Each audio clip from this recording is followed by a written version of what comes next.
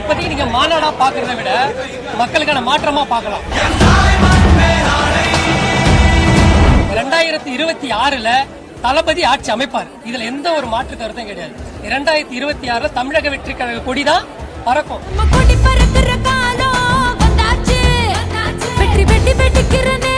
அவரோட ஆட்சி தொடரும். ஏன்னா இருக்கப்பட்ட தலைவர்கள் நம்ம காமராஜர், எம்ஜிஆர் இவர்களை பேசுற போல அதுக்கு அடுத்த ஒரு இடத்தை பிடிச்சிருக்கக்கூடிய ஒரே தலைவர் தான் அது தமிழக வெற்றி கழக தலைவர், வருங்கால முதல்வர் தளபதி அவர்களால் மட்டும்தான் முடியும்.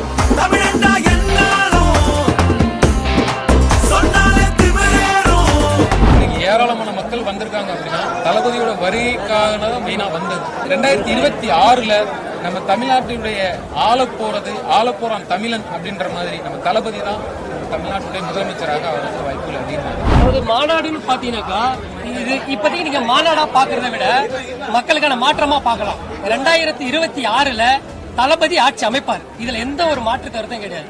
2026 தமிழக வெற்றி கழக கொடிதான் பறக்கும். அதாவது ஒரு நிரந்தரமான ஒரு அரசியலை கையெடுப்பாரு. அது ஜஸ்ட் ஒரு 5 ஆண்டுகளுக்கு மட்டுமே இல்ல, அவரோட ஆட்சி தொடரும். ஏன்னா இருக்கப்பட்ட தலைவர்கள் நம்ம காமராஜர், எம்ஜிஆர் இவர்களை பேசுற போல அதுக்கு அடுத்த ஒரு இடத்தை பிடிச்சிருக்கக்கூடிய ஒரே தலைவர் தான் அது தமிழக வெற்றி கழக தலைவர், வருங்கால முதல்வர் தளபதி அவர்களால் மட்டும்தான் முடியும்.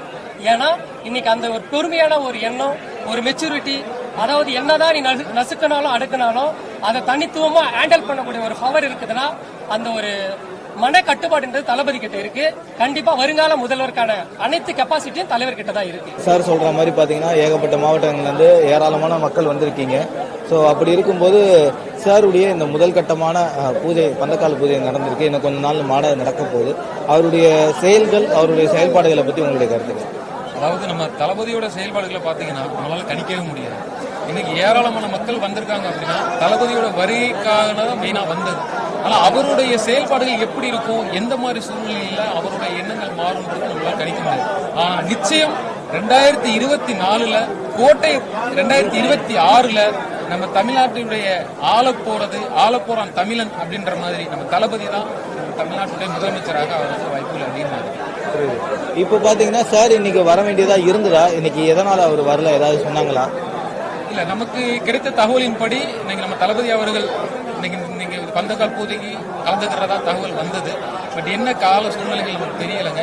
பட் கண்டிப்பா தளபதி இல்லைனாலுமே தளபதியுடைய ஆசி எங்களுக்கு கிடைச்சது.